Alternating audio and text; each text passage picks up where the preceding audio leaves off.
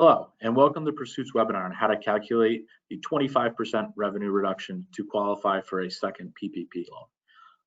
I'm your host, Chris Levy, Chief Credit Officer of Pursuit, and today we're going to go through the second draw PPP loan requirements for a 25% revenue reduction. In applying for a second draw PPP loan, one of the rules that businesses must comply with is a minimum of 25% revenue reduction from one quarter of 2020 in comparison to the corresponding quarter of 2019. This means that depending on how your business operated, you have to show that one of the quarters had a reduction in revenue. We're going to go through today, talk about what specifically counts as revenue, how to compare the quarter from one year to the next, and also situations where a business may not have been operating for all of 2019. So a basic example of how this works is that we're going to look at our gross receipts, or also known as revenue, to show a decline in comparison from 2019 to 2020. Obviously, 2020 was impacted by the pandemic, and we're hoping that revenues are lower in 2020 in order to be eligible for the second draw PPP loan. Congress's intention here is to hit the businesses that were impacted most by the pandemic, and they decided that a 25% drop in revenue met that threshold for having a significant impact. So what we will do is we will look at the difference in gross receipts. In this example here, we have $50,000 in second quarter of 2019 compared to $30,000 of revenue in 2020. The difference here is $20,000 in comparison of 2019 of $50,000, which results in a 40% decrease in revenue. Since the business had greater than a 25% reduction in revenue for one quarter in 2020 compared to 2019, this business would be eligible for a second draw PPP loan. Now we're going to go through the steps of how to calculate this reduction. One of the first questions that many business owners have is what qualifies as gross receipts. This slide is going to tell us the specific types of revenue that count in this definition. Most typically, this is going to be sales of products or services that the business has. So if you're an accounting firm or law firm, the money that you receive from your clients for the service that you performed. If you're a retail business or a manufacturer, the sales of products that you sold. These are the types of things that count as gross receipts. Also included, although somewhat rare, are interest and dividends, rents, royalties, and fees and commissions earned.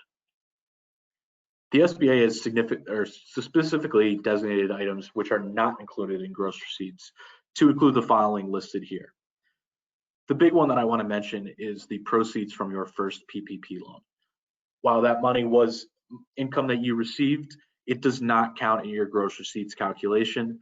That was a loan that ended up being forgiven, in which SBA and Congress has designated as not counting as income for the business. Other income not included: net capital gains, taxes that you collect on the behalf of the government. So if you are selling a product and you may collect sales tax, that is not part of your revenue calculation. You are collecting that money and then providing it to the government agency, so that does not count in the gross receipt number. Similarly, if you have transactions between the business and any affiliate, those don't count towards gross receipts. And also any funds that are collected on behalf of another. So if you think of a travel agent, real estate agent, freight forwarder, those types of businesses where they may collect money and transfer it between parties, but that is not revenue to them. They're receiving a fee, that would be, or commission, that would be the income for them, not the total transaction cost. So those are some specific items on what's included as gross receipts and what is not included. The next step is calculating the revenue reduction between quarters. The SBA has been clear that we are calculating this based on the calendar quarters, and you'll see on the chart on the screen, January, February, March, first quarter, April, May, and June, second quarter, and so on. Even if your business has a different fiscal year end, or if you had a specific 3-month window which you wanted to utilize for the calculation, that is not allowed per the regulations. It has to be one of the specific calendar quarters that are listed here. We're now going to talk about how to calculate this for businesses that were operating during all of 2019. If you started later on in 2019 or 2020, we'll have specific instructions for those type of businesses, but this calculation is what will apply to most. Again, we're calculating the reduction from taking one of the calendar quarters of 2020 and comparing it to the corresponding quarter of 2019. As we mentioned in the example before, we'll take the difference from the chosen quarter of 2020 and the corresponding quarter of 2019, divide this by the revenues for the chosen quarter of 2019, and then simply multiply this by 100 to get the percent revenue reduction. This may seem somewhat difficult. Trust me, it's not that hard to do some of this simple math to calculate the revenue decline. But one thing that Pursuit has done to make it easy on borrowers is we've created a loan calculator that is available on our website, and you can simply type in the revenues that you had for each quarter of 2019 and 2020, and it'll do the calculation for you.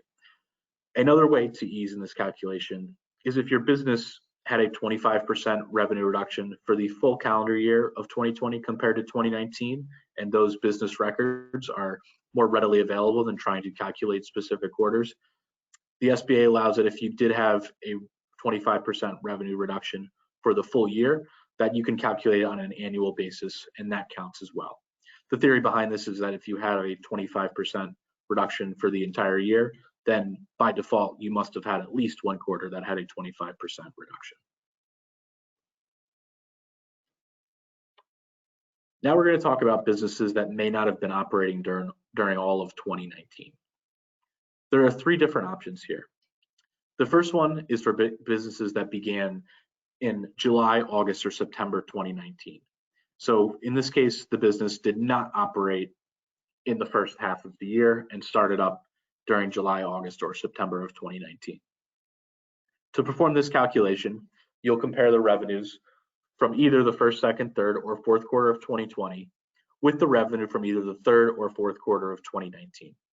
Obviously, this is a fair calculation because it's comparing it to a quarter during 2019 in which the business were operational, and then showing the reduction during 2020 as a result of the pandemic. Again, our calculator that we provided on our website will perform these unique calculations for you if you simply want to input your revenue figures for the quarters. The next calculation is for a business that began operations in October, November, or December 2019. This is essentially the same calculation, except this business obviously did not have any revenue during the third quarter. So you will compare revenues from either the first, second, third, or fourth quarter of 2020 compared to the revenue from the fourth quarter of 2019.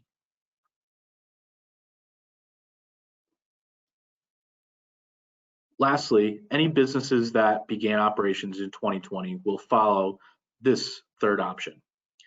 One of the rules of the Paycheck Protection Program is that the business had to be operating as of February 15th, 2020. If the business started after that date, that business is not eligible. They will have to have started between January 1st or February 15th of 2020. In these situations, you are going to compare the revenues from the second, third, or fourth quarter of 2020 with the revenue for that first quarter of 2020 when the business began operations. Obviously, this is a slightly limited option for you, but given that the business was only open for a short time, this is the rules that SBA has put in place in order to qualify for a 25% reduction in revenue.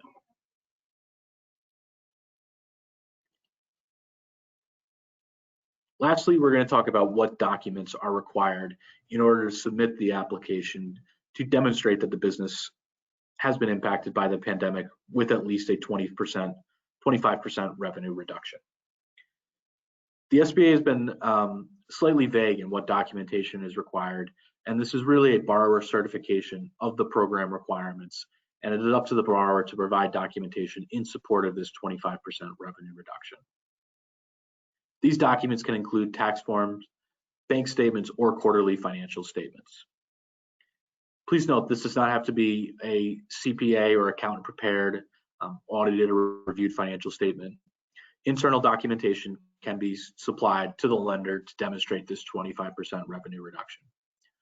We recommend that business owners detail out how they calculated their revenue reduction, provide specific documentation which supports this, and be aware that SBA may issue file reviews and dig deeper into the 25% reduction.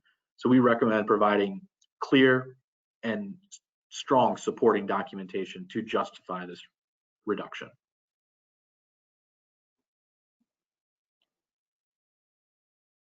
Another question that we receive is, what accounting method do I use? The answer is a pretty simple one, but whatever accounting method that you use on your tax statements is what you should use when calculating the revenue reduction. So if you prepare your tax returns on an accrual basis, you should calculate the revenue reduction on an accrual basis as well. It is not recommended that a business try to change their accounting method or utilize a different method for purposes of this application. The SBA could require you to provide your tax returns which show the method that you use, and require you to demonstrate that you're using proper accounting methods and consistent accounting methods with what you have used in the past. So whatever accounting method you typically use for tax purposes, continue to use that when attempting to demonstrate a 25% revenue reduction. Pursuit's website is filled with lots of information to assist you with your PPP application, both for a first draw and second draw application. Please visit our website for the many helpful resources that we have as your first stop when you have questions regarding the Paycheck Protection Program or your application. The resources available here, including the PPP loan amount calculator, will be a great step in helping you apply for a PPP loan. Good luck with your application.